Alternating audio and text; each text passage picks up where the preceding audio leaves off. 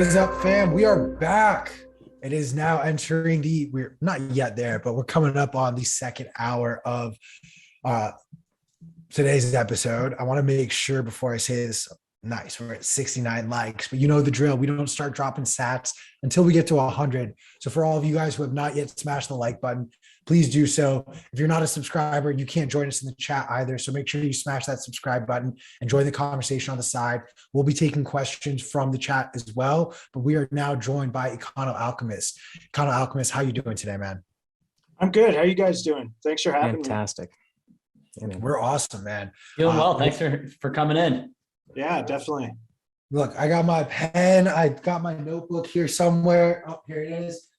I'm pretty much ready to pass the mic off to you and take notes and learn how I'm about to start mining Bitcoin at home the proper way. So I'm going to let you sort of take it away and take us on this journey. I will, full disclosure, I genuinely want to do this myself. If it makes it easier for conversation's sake, feel free to use like California or your local most recent sort of build out and what hurdles you dealt with, energy costs and infrastructure dealios. But I'd love to just first start with, why should everyone be mining Bitcoin at home? Yeah, definitely. Mining at home solves a lot of issues. And one of the primary issues it solves is acquiring non-KYC Bitcoin. When I got into mining Bitcoin at home, I was just looking for a way to accumulate more Bitcoin without using any KYC services. About a year and a half ago, the narratives were that you can't mine Bitcoin at home because your electricity is too expensive. You'd be better off spending your money at an exchange. You can't compete with the large miners. And Diverter, his Twitter handle is @Diverter_no KYC. He put out his guide called Mining for the Streets. And in that guide, he just shattered all of those narratives. And that really opened my eyes to mining being a viable solution. So I got in touch with him. He got me pointed in the right direction. And that's how I got started. And so basically, the reason it's not like, the reason you don't need to worry about competing with the large miners is because you're not running a business. You're just trying to dollar cost average through your energy bill. So that's a lot different than trying to run a business and keep this competitive edge. So long as you can accumulate Bitcoin for less than spot price through your utility bill, then you're way ahead of the game. And even if you're just breaking even, at least you're still getting dollar for dollar value in the money you spent on electricity for the Bitcoin you earned. And you have the benefit of not exposing yourself to the KYC risk. Or even if you are paying a little bit more in electricity than the value of the Bitcoin you're getting at the time, that might be worth it to some people, depending on how much they value non-KYC Bitcoin. So I think there's a lot of room for this to work for a lot of people in totally different situations. And the other thing that it solves too is just working with Bitcoin in a self-custodial manner by default. So you get these mining rewards from the pool, you have to put them in your own wallet. So it's helping encourage people to use self-custody right off the bat. And it's very hands-on. It's more tangible than just like running a node. Every home situation is different, and you get these people like coming up with all these creative solutions for the problems that they encounter in their home. And, if you don't have access to a bank account or any banking services, like being able to just plug a computer in and mine and accumulate Bitcoin is a way to have access to financial tools that allow you to interact economically with peers around you. Yeah, I think one other thing I would say is the educational experience of going through and setting up your own miner is absolutely incredible. Like, you think you understand how Bitcoin works, and then the process of mining and understanding mining pools, it really concretely gives you a solid anchoring in how everything fits together.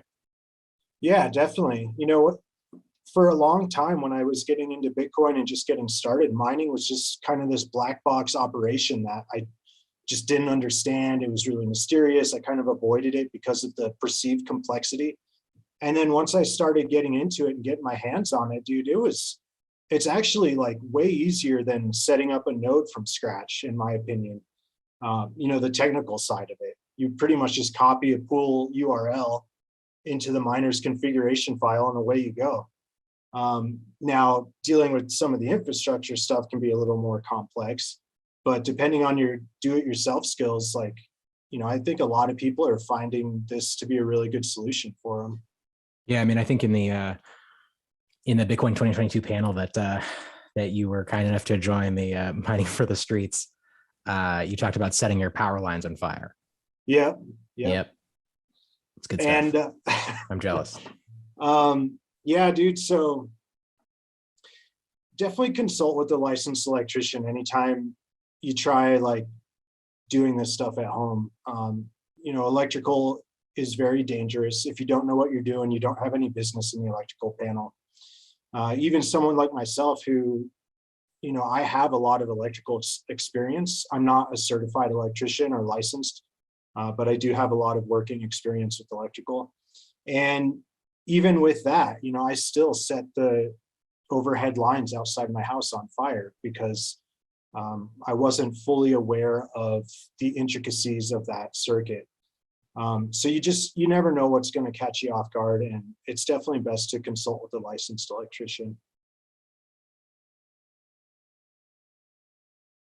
One thing you said that I really liked or appreciated was just this idea of, energy costs can sort of be, you can treat it in the same way that we do with stacking sats, where like, we're not really so much worried about the price, but for anyone like me who is really trying to like buy heavy on this current dip, we're seeing Bitcoin is now at the time of us speaking crashed below $31,000. And I put crashed in quotes because I still remember the days when we were talking about, I can't wait until Bitcoin's just worth 30K.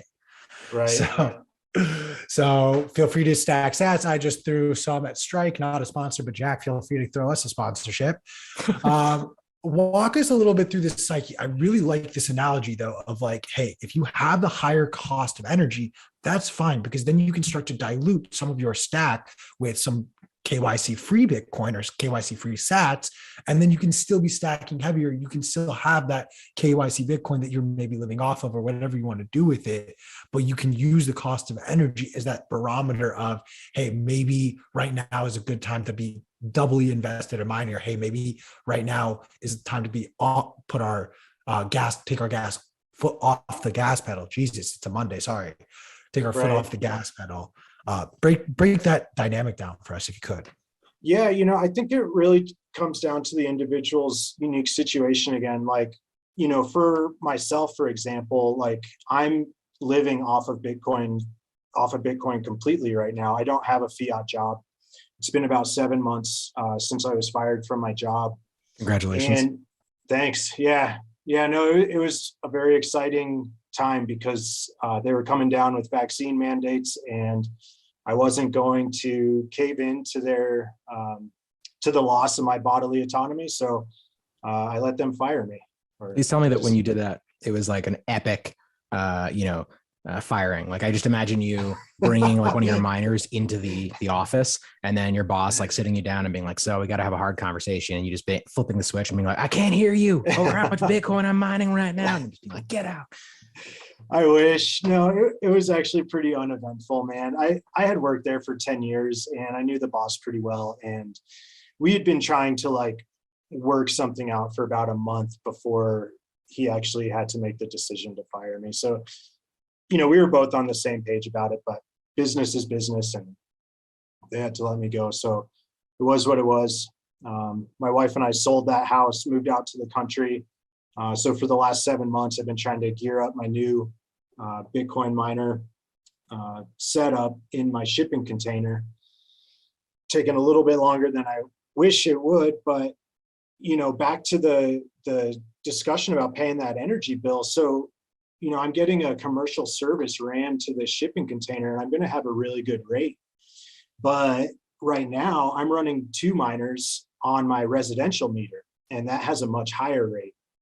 And since I don't have a fiat job, there's really no way for me to just pay that electricity bill out of pocket, kind of the way you would like pay out of pocket to stack sats every month, right? Like if you can afford like $300 to $500 a month from your paycheck, then you're stacking sats. You know, the idea is why not spend $300 to $500 a month on your electricity bill and accumulate non-KYC Bitcoin instead. Well, when you don't have a fiat income and all you have is Bitcoin, you know, I'm spending Bitcoin every month to pay my bills, including that electricity bill. And so with this recent price dip and the price of my electricity being so high, I actually had to unplug my miners 2 days ago when we breached below 36,000. And that's just because at this point, like I have to sell like more Bitcoin than I'm earning through mining just to pay the electricity bill. And so if you're in a situation like that where you don't have that fiat income, then you know you really got to be careful about how that dynamic lines up between the trading price of Bitcoin, your electricity price, and like how much hash rate you have and what kind of rewards you're earning. So, you know, for me, I'm just monitoring like how low can that fiat price go before I have to pull the plug based on how much I'm paying in electricity. You know, just to throw some rough numbers out there, my electricity bill all said and done comes out to about 20 cents per kilowatt hour.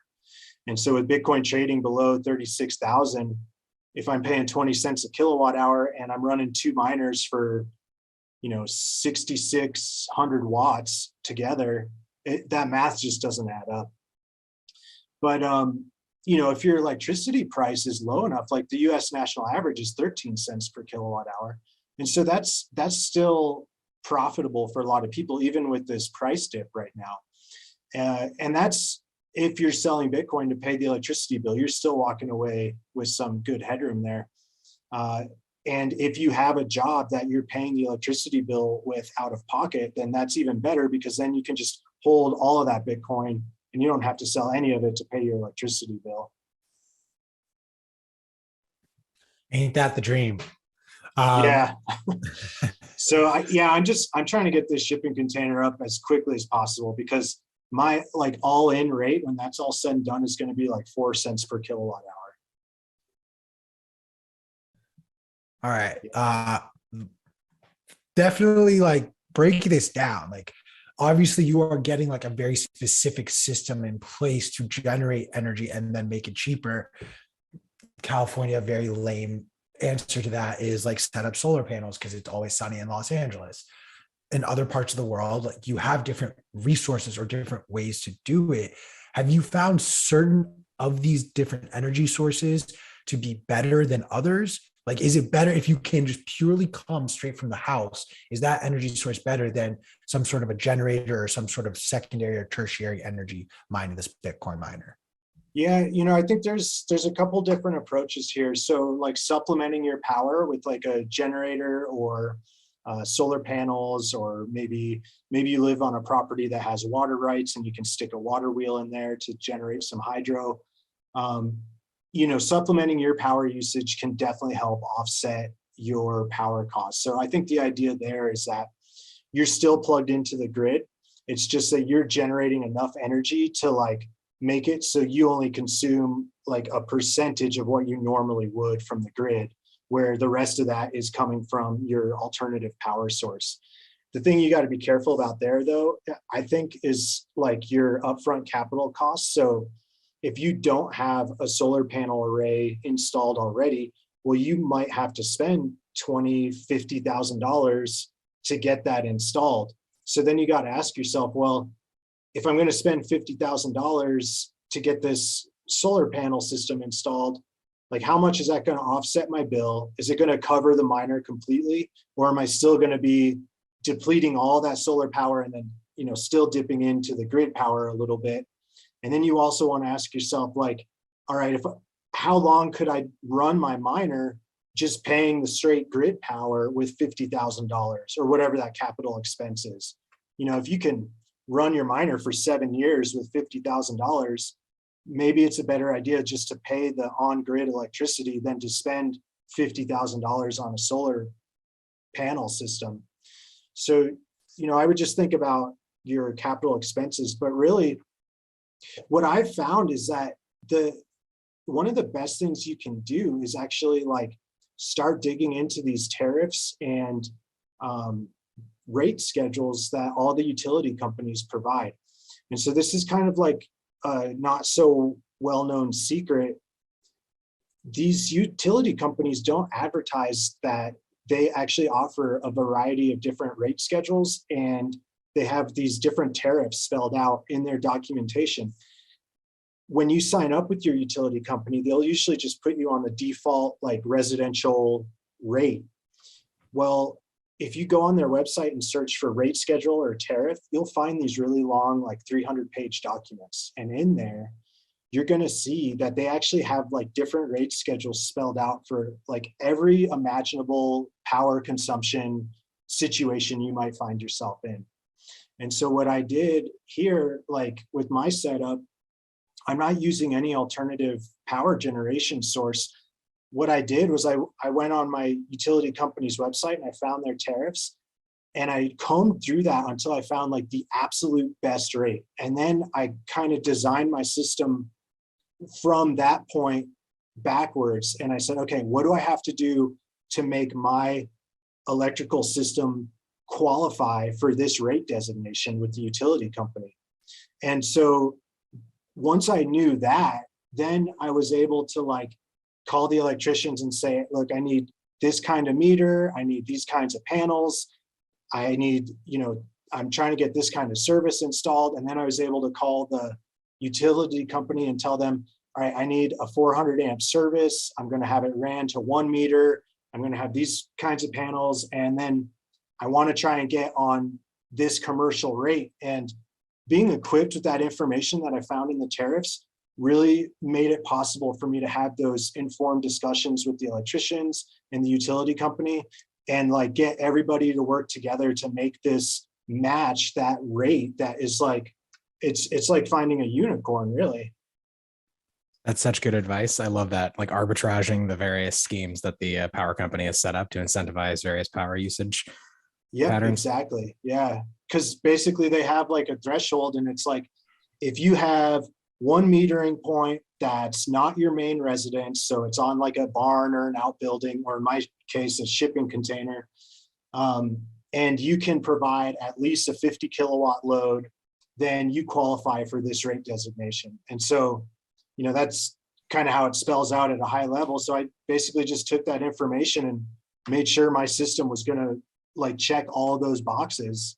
Yeah. So that when I went to the power company, they're like, okay, cool. You're good to go. Here's your 4-cent kilowatt power. That's amazing, man. When I lived in SF until recently, and I tried to do that at one point, just in the most basic level, because you can go in and it's like, if you're using your power between like 1 a.m. and 7 a.m., you get this rate, and you can like choose like based on your power usage patterns. But I did all the math, and it was basically like, we'll kick you in the crotch once if you're using it on this power usage pattern, and twice if you're using this other one. But that was just because I was living in SF and I was paying like 26 cents per kilowatt hour. It's like, There's no way that's ever profitable. Yeah. And it's sad because usually like residential services like have the least amount of options, Yeah. It's when you get like into like running service to an outbuilding or a barn, then you can get like an agricultural status or like a commercial status. And then that's where you start finding these other rates. And like you said, like the time of use rates on residential, like those can be an option. But yeah, residential customers, unfortunately, just kind of get like the most limited menu of options. But it's out there, if I definitely encourage people to like go on their utility company's website and search for their rate schedules, because you might be surprised what you find. And the other thing is like, depending on what part of the country you're in, you might be in what's called like a full retail choice market, where like you as an individual can actually have a choice as to who your retail energy supplier is. And so there's a distinction here between like retail energy supplier and utility company. So the retail energy suppliers are buying the energy in bulk, and then they're working with the utility company, and the utility company is distributing that power. And so if you reside in like a full retail market where you have that choice, you can actually find different retail energy suppliers that are competitive and have different rates. And if you can find one that will sell you power for cheaper, then you might be able to save a little bit there. I'm curious if you could touch on, like, there's that age-old argument or discussion, like, can solar energy really power a miner? In your experience, how much energy, how many panels are needed to operate just one ASIC? That's a great question. And to be totally honest with you, I don't have any solar experience. I've helped some people like run some numbers and try and give them a second opinion on making that decision in their setup. I think it is possible to run miners strictly off of solar, but you need to have a very robust and large system to handle that, because one miner, a new generation miner is pulling 3,250 watts. So you're or 3.25 kilowatts. So you're going to need a solar panel system that can handle that kind of load. And that's, 3.25 kilowatts every hour. So you multiply that by 24 and, that's a pretty substantial load. And then if you want to depend on it 24/7, then you need an even bigger system to charge a battery so that when the sun goes down or there's cloud coverage, then that battery has enough power on reserve to keep your operation going if you're trying to do it 100% solar.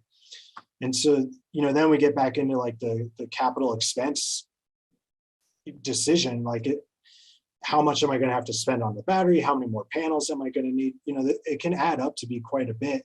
And I think in a lot of situations, you might be better off just paying the on-grid utility rate instead if you don't have that kind of system in place already.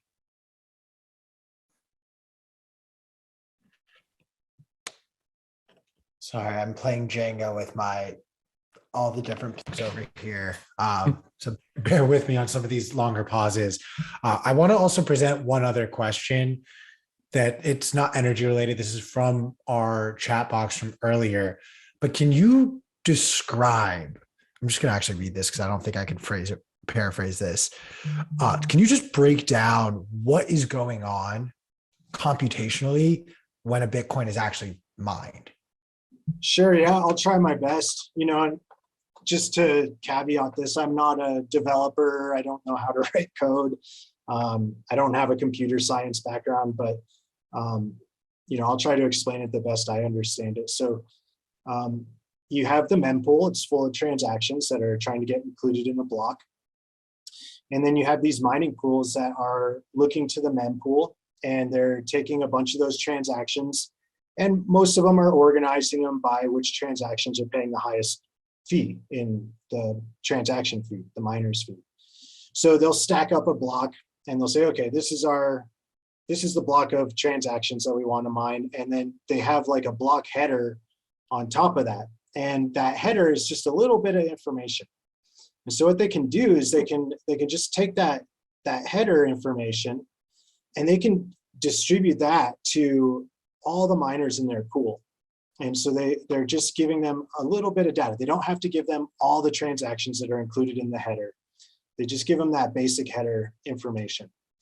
And so then all the miners that are connected to the pool will receive this little bit of data, and they'll look at that and they'll say, okay, my goal is to compute a hash value on this data that starts with so many zeros. And that number of zeros can change depending on what the difficulty adjustment is at that moment in time. And so the way they come up with like different hash values is they'll change what's called a nonce. And the nonce is just like a little 32-bit integer that they can change. It's just a random number. And they'll basically take that block header, compute a nonce, and see if the hash value results in something that starts with so many numbers of zeros. And if you've ever seen like a SHA-256 hash value, it's just like a long string of random characters, right? So what they're looking for is a long string of random characters that starts with a certain number of zeros. And if they find that, then they'll send that back to the pool and say, hey, I found one. And then the pool will look at that and say, okay, cool, here's all the transactions for that. And then they'll broadcast it out across their very well connected infrastructure to the other mining pools so that it gets seen fast. And then the other mining pools will look at that and they can quickly check it and say, yeah, that's a valid hash and that's a valid block. Now we'll start mining on top of that one, because each block has to have the hash value of the previous block included in it. So then they'll say, okay, we'll include that one in our new block header, and then we'll start the process all over again. I think that's a great explanation, Econo. I guess I had another question then. So obviously miners or pools in particular can win blocks in succession. So is it the one, I guess maybe you don't know the background behind it, but let's just say, for example's purposes, your machine wins. And whether you know that or not, you know that I think you're linked up with Slush Pool in your article, but let's just say your machine in particular wins. So it's obviously mining the transactions or the blocks for that transaction. Does the pool, the rest of the pool say, okay, well, that device or your miner is including all the blocks or developing the block, let's look for the next transaction? Or does it have to wait for it to finish in that 10-minute span before it looks? I guess I'm just confused of how that works. And if you could lay that out, maybe. Yeah, so basically your, like in Slush Pool's case, you're gonna have all the mining rewards are gonna be shared among all the miners in the pool. And so if you have, your machine finds a block, well, you're not going to get the whole block reward. You're still only going to get your proportional rewards based on how much hash value you are providing to the pool. And everyone who's contributing to the pool will get paid out in proportion to their contributed hash rate. And so the way Slush Pool does it is they'll pay per last N shares. And so they'll kind of figure out like a average hash rate that you're contributing, and they'll pay you out based on that. Whereas other pools like Solo CK Pool, if your specific machine finds a block, then you're going to get 98% of that entire block reward. And then CK Pool is going to keep 2%. And everyone else who's also contributing to Solo CK Pool, well, they're not going to get anything. So, Solo CK Pool is still like a centralized pool like Slush is. It's just the payout structure is different. And so what happens is like you compute a valid hash value on a block header and you send that back to Slush Pool, and they see that, they verify it, and then they broadcast that block with all the transactions included.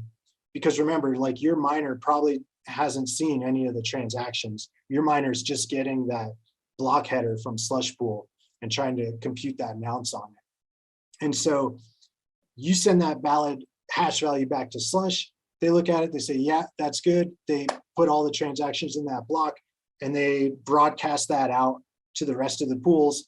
And as soon as the rest of the pools see it, they like stop trying to compute on the whatever they were working on currently, and they verify that yours is valid, and they say, okay, this is now the latest tip of the Bitcoin blockchain, so we're going to start computing a new block using the hash value of this one that just came through.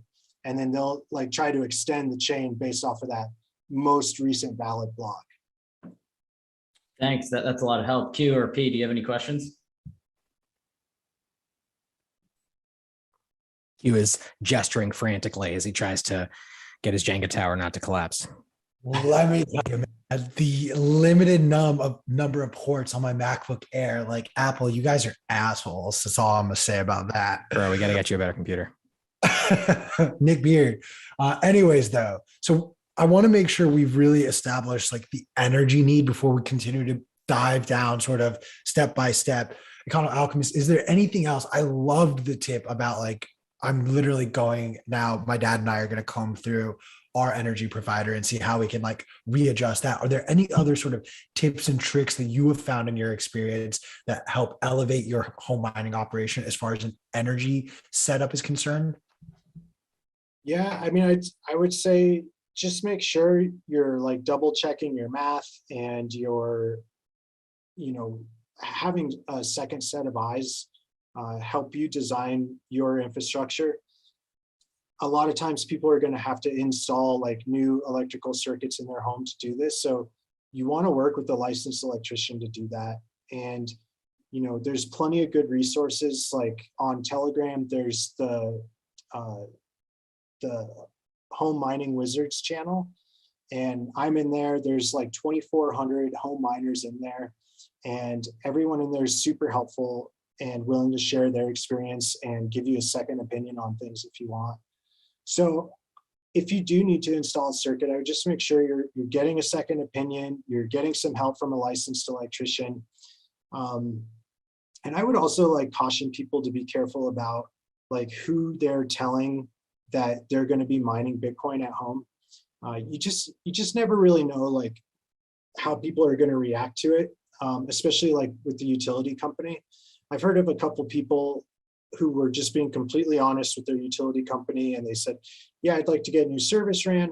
I'm trying to do some Bitcoin mining.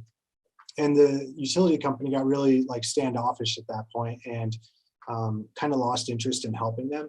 So you don't want to put yourself in that position. You know, I'm not saying you need to like lie about what you're doing, but maybe just phrase it as though you're trying to set up something similar to a data center where you're running a bunch of high powered computers 24/7. You know, and maybe just kind of leave the Bitcoin part of it out of the conversation. I just told them that I was going to be growing a bunch of weed, and so I needed a lot of electricity. And they were like, Yep. what are the specs? And I was like, I just need all of it. Like, if you can just hook it up, it'd be great. Yeah, it's that's usually really- the safer option. P, that's really funny because where I live, I had a buddy that kind of was in a very similar situation. He plugged in a couple miners, and the electrical company called him like, you are going to burn the box like off the wall. Like, what are you doing? And he's like, yeah, like I'm not doing anything wrong. And they're like, he got to a point where they're like, we're going to turn off your power if you don't tell us what you're doing. And he's like, do I go the route of saying I'm growing weed, or do I say I'm mining Bitcoin? And he took the fateful route of saying he's mining Bitcoin. And they're like, oh, okay, we thought you were doing something else, is kind of what they said. And they were actually really happy. And the electrician came out, and I'll give like the anecdotal story, but the guy's like, so you mean to tell me my wife doesn't know about this and this is screwing over the government? Sign me up. How do I get in here? So leave it to redneck electricians to want to get into Bitcoin mining. So he got a client in doing that, and he was actually really cool with helping him up with his electrical panel. But yeah, he was spreading Bitcoin adoption through mining, which I thought was really funny. I love it. This conversation is making me very nervous for the weed farm that I've attempted to start in my closet. So now it sounds like I have a choice to make, and this is going to be a very difficult choice, guys. Just tell them that you're doing the thing that you're not doing. So like if the power company comes to you and they're like, what are you doing? Just be like, I'm mining Bitcoin. But really, I'm growing weed in my closet. And actually, like a smart grower is going to run Bitcoin miners while their lights are off. Because if you think about it from the power company's point of view, they're going to see like 5,000 kilowatt demand, and then 12 hours later, no kilowatt demand. And then 12 hours later, 5,000 kilowatt demand. So if you like have your setup so your miners turn on when your lights turn off, then you maintain a pretty steady load, and it makes that like signature of growing harder to detect. Isn't that also what the power company wants ultimately? They want to be able to rely on you to provide consistent load across their system, so that when they're investing in these like, you know, higher gauge or lower gauge, whatever it is, wires, that it's not sort of lost potential revenue, right? Right. Yeah. There's actually a lot of benefit that can come with being an individual or company who is providing a base load to the utility company. They're in business to sell electricity, and that's what they want. And the more that they can sell like electricity in large, constant, consistent amounts, then the more that they can invest in their infrastructure.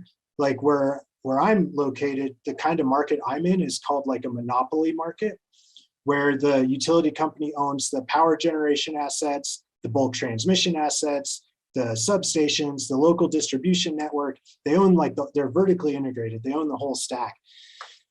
So when you're dealing with a monopoly market, well, the only reason they can legally run a monopoly is if they agree to be regulated by a public utility commission. And so that's like a state board that comes in and says, okay, you can only make, for example, 10% profit on your total capital investments per year. And so what do these monopoly companies do then? The incentive then isn't to price gouge their customer. The incentive is to spend as much money as they can on their capital infrastructure investments. That way the value of that 10% profit is worth more. So in my case, when I went to them and I said, hey, I'm going to be able to provide at least a 50 kilowatt load constantly 24/7. They're like, okay, cool. Tell you what, they came back and they're like, tell you what, we'll give you the pole and the transformer for free. That's awesome. Yeah. So I'm getting like this, I mean, they're going to make their money back with Of the course. profit, but it's costing me less out of pocket up front. So now I don't have to pay for the pole. I don't have to pay for the transformer. I'm getting those installed for free. I just had to pay my electricians to install the panels. And then, usually when you're doing an upgrade, a service run like that, the utility company's not going to connect their lines to your system until it's passed an inspection. So don't try and like sidestep that. I know a lot of like do-it-yourselfers will sidestep inspections, but if you need the power company involved with anything you're doing, they're going to have to see a valid and recent inspection done. So, just make sure you're doing that right from the get-go. Econoalchemist, before we jump into the actual hardware, both things that you would recommend, tips of the trade, I'm curious your thoughts on, like, obviously this conversation is rooted around mining Bitcoin at home, but there are also a lot of offerings from companies, third parties that will essentially host a miner on your behalf. What are your thoughts on having your own miner at home versus letting these third parties sort of be your miner for you? Yeah, I think there's some trade-offs there that people really need to consider. I approach it from kind of like the not your keys, not your coins sort of point of view. So if your hardware isn't in your hands, then you don't really own it. And unfortunately, we've seen situations unfold like where Russia gets sanctioned and there's a bunch of people who have their mining equipment hosted with a third-party provider out there, and suddenly they get cut off from their hardware overnight. They're not even allowed to have their hardware exported from the country back into their possession. And there's nothing they can do to continue that agreement because now that would be considered working with a sanctioned entity. And unfortunately, like those people are just, really hosed. And so anytime hosting comes up now, I think if we're going to have an honest conversation about it, we have to recognize that that's a risk.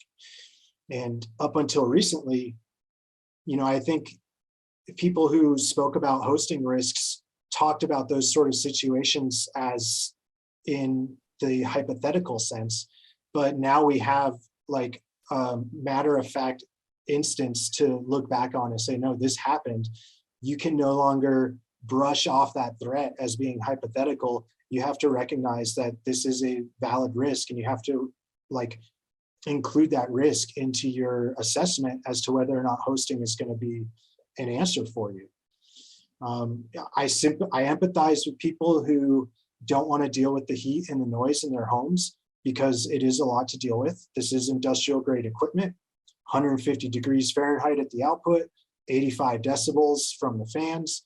It can be a lot to deal with, especially if you have roommates or family and you're trying to bring this sort of industrial grade equipment into your living space. So I can understand why hosting may look attractive from that point of view, but you really have to weigh that trade-off. Like, is it worth not having the control over the hardware?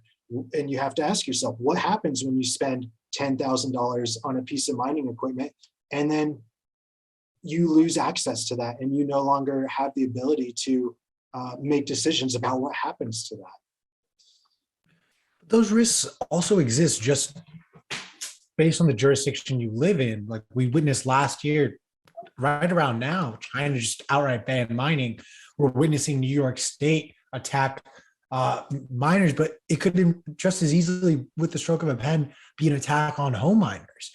So I think the jurisdictional battle is warranted across the spectrum, and it's a conversation that Bitcoiners need to regularly have because it feeds back into this loop and cycle of it doesn't matter. Like if they so choose, they can attack us from any angle, and if we don't hold it ourselves, you now leave an area to be exposed. Please. I don't know if there's anything else you wanted to add on to that. Yeah, definitely. You know, you bring up a valid point. Like the things that are perfectly legal today can be made illegal overnight with the stroke of a pen. And you may find yourself being called a criminal, being discredited, being demonized for doing the things that were once perfectly legal and fine. And so, you know, I would say to that, if at least if you're running your own miner at home, then the hardware is in your hands and you maintain full control over being able to make that decision for yourself.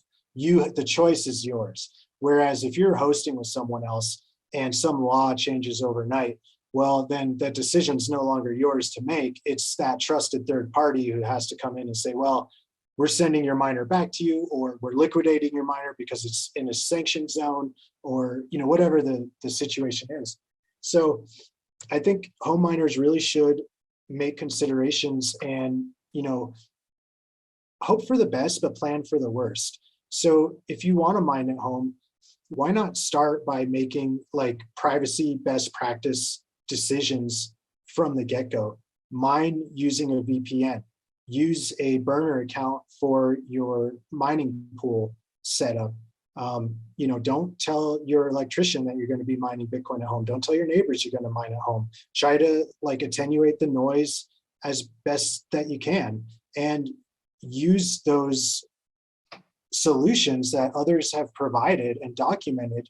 Use those solutions to learn from and incorporate those into your setup from the get-go, just so that in the off chance that you do become considered a criminal for mining Bitcoin at home, then you're in a much better position to either continue mining and make that choice to continue mining, even though it's technically a criminal act, or you know, you can shut down your operation. But at least if you've been using a VPN, if you've been using a burner account, if you've been whirlpooling your rewards on chain, if you've been taking all of those steps to like attenuate the sound, then you're going to be in a much better position to continue hiding it. And you know, I'll tell you something right now. If a law passed where I live that says it's illegal to mine Bitcoin, I'm going to continue mining Bitcoin. I'm not going to let the stroke of a pen dictate what I do. You know, I'm not going to live my life where I'm losing freedoms as time goes on.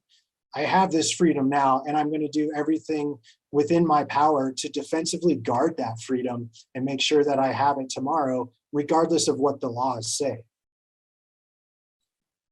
I want to tack on to that, and it's even a lot of really good points there, Econo.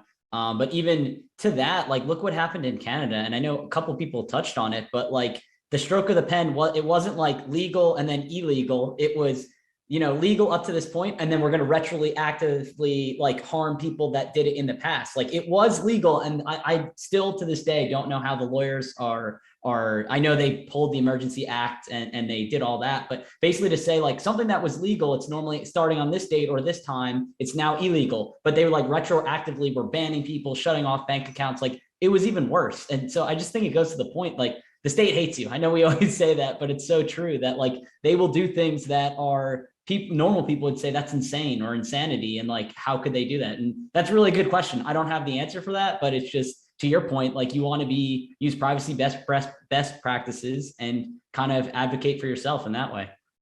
Yeah, definitely. And I would just add to that the old saying that goes like, when laws are unjust, it's a man's obligation to defy those laws, or you know, something like that.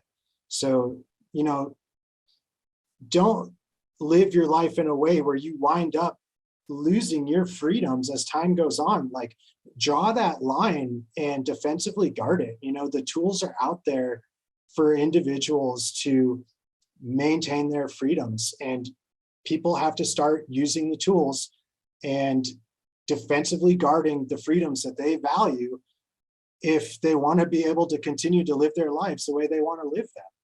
Otherwise, the encroachment on your rights and on your freedoms, it's never going to stop. That never goes away. One thing I do just want to jump in and say, Chris, I don't think it's fair to say that the state hates you. I think it's more that, the state wants to take all your money, your freedoms, grind you into a thin paste, and then feed you to the masses. I think that would be like a more accurate way to depict it. I maybe got ahead of myself. I said it wrong. I think that's a better description of it for sure. Yeah, I think the clarity is important here. So yeah, it's like, you're basically a piece of meat being sold at a meat market. The people are nothing but a product. And I mean, if Pfizer making nearly $8 billion in the first 3 months of 2022 on a product that was only 12% effective, like, if that doesn't go to show you that civilization, your friends, your family, everyone around you is just a product being squeezed for profit for someone else, like, I don't know what's going to open your eyes to that fact of life if that hasn't done it already. It is fucking crazy, the backflips, the mental gymnastics that people will do to like justify that and be like, well, they didn't know. It's like, no, they did. It's right here in this report. Read the report. And they're like, well, I read it. And you're like, no, you didn't. They're like, well, but I heard somebody who said that they read it, and that person probably did. And then also, like, I mean, these were challenging times. I'm like, that is fucking bullshit. Like, what are we even talking about here? Right. Infuriating. That's crazy, dude. Trying times indeed. But selfishly, I need to figure out, I think it looks like this week, if I'm going to buy a whole Bitcoin or if I'm going to buy a miner. So this is the perfect opportunity for me to now ask you, Econoalchemist, of the different products that are available for hardware, which ones do you prefer and which ones are easier for the not technically savvy guys like this one? So I would definitely say, like, if you're thinking about getting into mining, it's better to start small and to like scale that up a little bit at a time. Don't bite off more than you can chew and like totally dive in. I recommend starting with one miner. And if you're like not so sure about whether or not mining is going to be for you, maybe start with something that's like a lower barrier to entry, like try and find a good used S9. Kaboom Rack sells S9s whenever they have them available. So you can get like a good used S9 for somewhere between 300 to 500 bucks. That's not a whole lot of risk. It's going to give you that learning experience of like what kind of noise it's going to make, what kind of heat, what you're going to have to do to manage that noise and heat. Or if you're like really for sure that you're just set on mining and you're going to make it work no matter what, then maybe consider buying like a new WhatsMiner M30S or Antminer S19 Pro. You can also get those from some good places to get new hardware is like Upstream Data. Full disclosure, I am affiliated with them, but they are selling new hardware now. Mind Farm Buy also sells that hardware. Blockware Solutions sells that hardware, although I think they have like a 5 ASIC minimum. And then of course, Kaboom Rack sells that hardware. And those are all good companies. I've worked with all of them, so I can vouch for any of them. But yeah, more specifically to your question, I would say the M30S, the WhatsMiner M30S, or the Antminer S19 Pro are going to be two long-lasting, really good pieces of hardware. And I do believe that these are going to be the workhorses that last well into the next difficulty epoch. My personal preference, I kind of like the WhatsMiners better. I just think that they are a little bit better engineered, and the engineer that designed the S9 actually left Bitmain and went to work for MicroBT. And so he's the guy that has been designing the new WhatsMiner machines.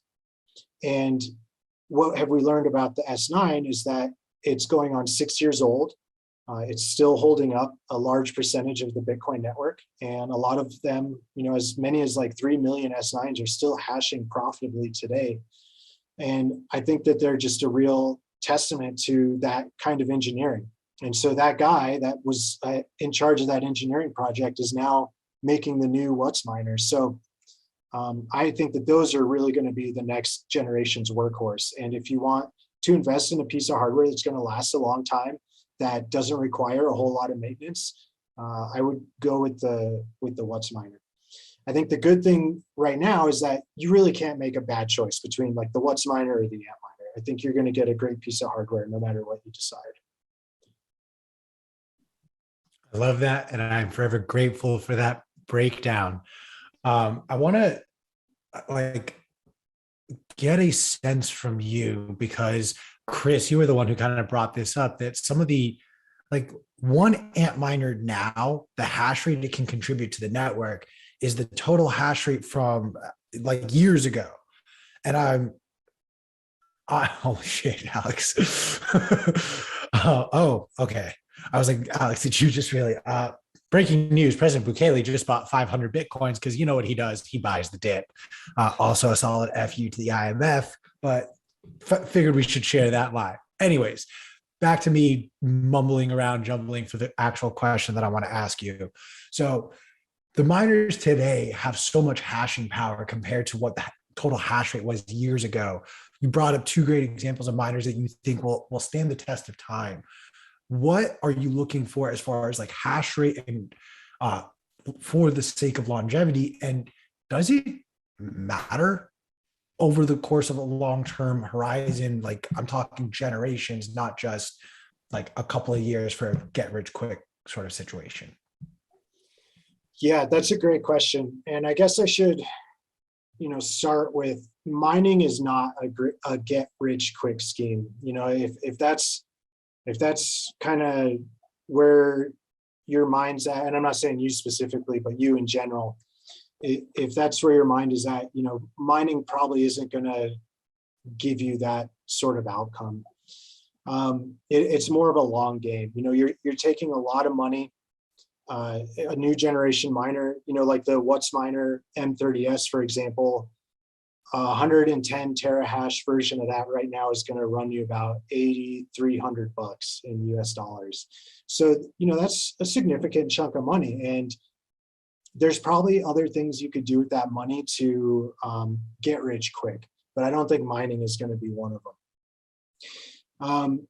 Now, when looking for a miner, I would say my point of view is that you really should try and get like the most efficient ASIC you can buy today, because the hardware that's getting developed and getting produced and getting shipped out to market, and all the other Bitcoin miners around you that are going to be buying tomorrow, that hardware is getting more and more efficient every single day.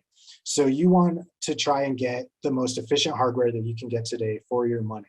So that's why I would say, like, if you're set on mining, get like the What's miner M30S plus, or like the Antminer S19 Pro, either like a J or an A series.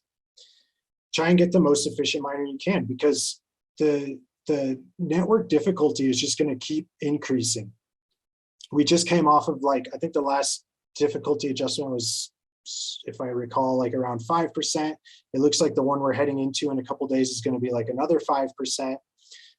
Hash rate is setting a new all-time high right now. So, that trend is not going to change significantly unless we have another major event like we had with like the China mining exodus, which very well could happen, but I wouldn't really bank on it. I would just bank on difficulty going up and hash rate going up. So when difficulty goes up, your mining rewards are going to be a little bit less and a little bit less, because you as a home miner, you've only got a small static input to the overall Bitcoin network. And so as that overall network hash rate continues to get larger and larger, those rewards are getting distributed to more and more miners, and you're receiving a little bit less because your static input is shrinking in comparison to the overall network hash rate. So now, does that really matter long term? Well, I think that's kind of where your your goals and your price of electricity come into play.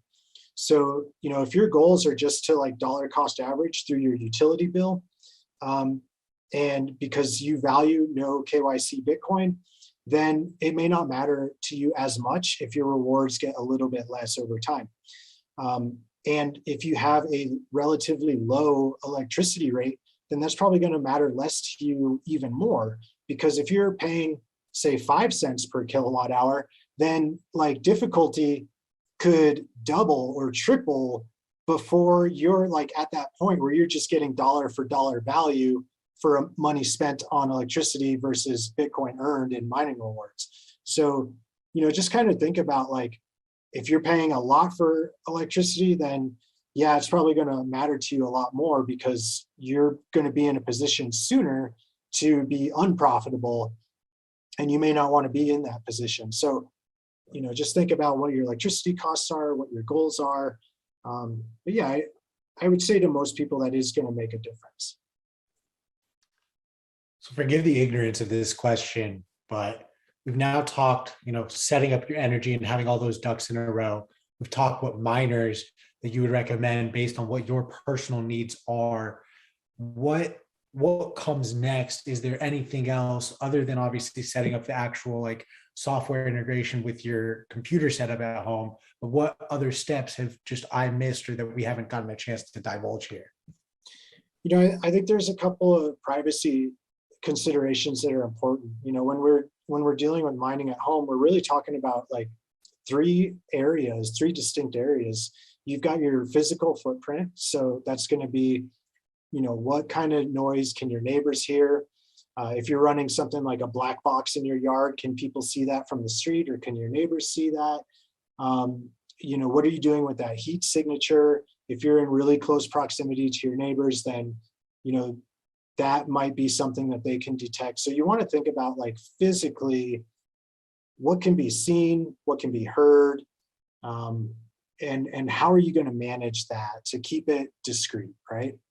And then we have like the second area is like your on-chain footprint. And so you want to, again, thinking adversarially, like what happens if they start going after mining operators, or mining operators that have received rewards directly from a pool. They know what the pool addresses are, and they can see that those payouts are going to the miners, and then they can follow those payouts on chain. So you want to make considerations about your on-chain privacy. And that's why I make recommendations about Samurai Wallet's Whirlpool, which you can also run on Sparrow Wallet. And the advantage there is that once you mix your mining rewards, then the mining pool can't see where you spend your Bitcoin. And also anyone you go to spend your Bitcoin with, they can't look back on chain and see that your mining rewards came from, or they can't see that your Bitcoin came from mining rewards. So imagine a situation where mining is illegal and you spend your Bitcoin with somebody and they look back on chain and say, oh my God, this is one of those miners. This is one of those criminal miners that we need to report. They could look back on chain and see that you got a mining reward and then report you for that. So I would just be careful of that. And then the last section of the privacy is like you also have a network connection. So there's certain network considerations you should make when you're mining. And I put together a guide, which is published on Bitcoin Magazine, that demonstrates how to mine with a VPN and to do it in such a way that latency doesn't affect your mining rewards. And so the advantage there is that now your internet service provider isn't going to be able to see that you're connecting to a mining pool. They're not going to be able to see what's in your data, in your internet traffic. And then also the mining pool isn't going to be able to look back and see your IP address. So you're kind of protecting yourself from the ISP and the mining pool, just in case either of those become adversaries in the future. I love it. I also just want to say, like, the articles that you've written are incredible. Like, if for those who are listening who have not gone and read Econoalchemist's article, Home Mining for Non-KYC Bitcoin, the way you break down each of the sections and then go through and you have like photographs, it's absolutely incredible. It is definitely the I would consider to be one of the go-to pieces for understanding the all the considerations that one needs to factor in. Awesome. Yeah, and, Thank yeah, you. I really appreciated it as well. It was excellent. And I'm going to be dropping in the chat for everyone listening on the stream. I'll send it over to Q or P if you have one more question before we wrap up, basically. Well, I just wanted to echo, if all three of us don't say it, it's not true, but I cannot say how much I learned from reading Econoalchemist posts, especially Chris, the one that you shared with all of us this morning. I mean, I'm on a mission to get some KYC free Bitcoin, and I'm definitely going to be turning a lot to you. I want to give you the last opportunity to maybe just touch on anything, either that we didn't get to touch on in this conversation, or just, whatever is on your mind as it relates back to the Bitcoin ecosystem amidst a crash in the Bitcoin price as well. Yeah, I would just say, just really think about what your goals are and think about what your options are. And, check out some of the resources that have been published out there, like my guide. There's plenty of other good guides out there too that will really give you an idea about what it takes to get started mining.